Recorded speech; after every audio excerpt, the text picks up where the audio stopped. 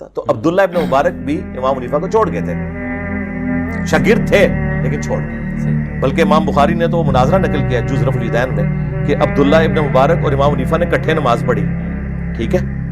تو عبداللہ ابن مبارک نے رفع الیدین سے نماز پڑھی، اس لیے امام ترمذی نے بھی قول نقل کیا کہ وہ کہتے ہیں رفع الیدین کی حدیث ثابت ہے، ابن عمر والی اور ابن مسعود والی ثابت نہیں ہے۔ اور امام حنیفہ نے بغیر رفع الیدین کے نماز پڑھی۔ جب سلام پھیر کے فارغ ہوئے تو امام حنیفہ نے سنت کا مذاق اڑایا۔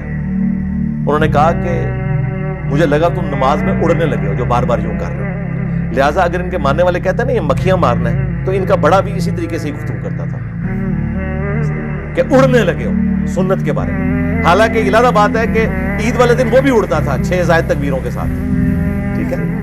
عید والے دن ان کو بھی پر لگے ہوتے تھے۔ تو عبداللہ ابن مبارک کو اتنا غصہ آیا، انہوں نے پھر پھکی دی۔ انہوں نے کہا امام صاحب اگر آپ پہلے رفع الیدین پہ نہیں نہ اڑے تو میں باقیوں پہ بھی نہیں اڑوں گا۔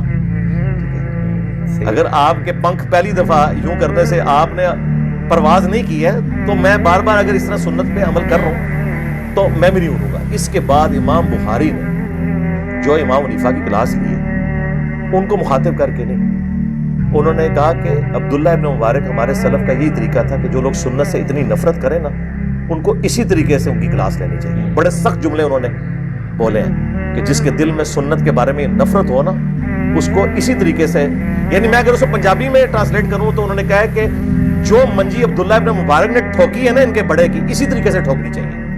یہ لکھا ہے امام بخاری نے، آپ جا کے پڑھنے کو جز رفع، اس لیے تو یہ کوشش کر رہے ہیں جز رفع الیدین کو کہتے ہیں جی امام بخاری سے ثابت نہیں ہے، پتہ ہے ان کو ثابت ہے، اس کے کلمی نسخے موجود ہیں اللہ کے فضل سے۔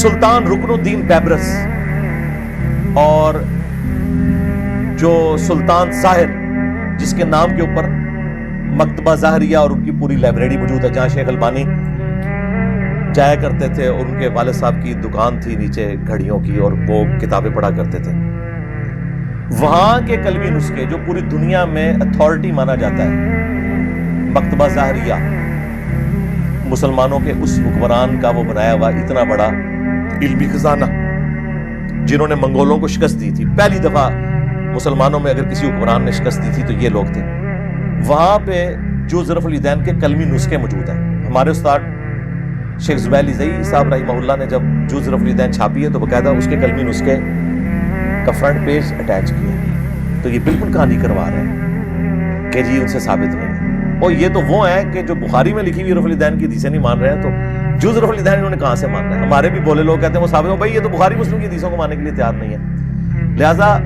ان ساری باتوں کے بعد کوئی یہ نہ سمجھے کہ ہم امام حنیفہ کو 0 سے ملٹیپلائی کر رہے ہیں، لیکن ہم آپ کو ریئلٹی بتا رہے ہیں کہ وہ اتنے بڑے تھے نہیں جتنا بڑا ان کو بنا کے پیش کیا گیا۔ صحیح ایسا نہیں تھا۔ محدثین ان کو اپنی فیلڈ میں تو بالکل آپ سمجھ لیں 0 سے ملٹیپلائی کیے ہوئے تھے۔ اس فیلڈ کے اندر فقہ میں عزت کرتے تھے، ریگارڈ دیتے تھے، لیکن حدیث کی فیلڈ میں وہ کہتے تھے یہ بہت کمزور ہے۔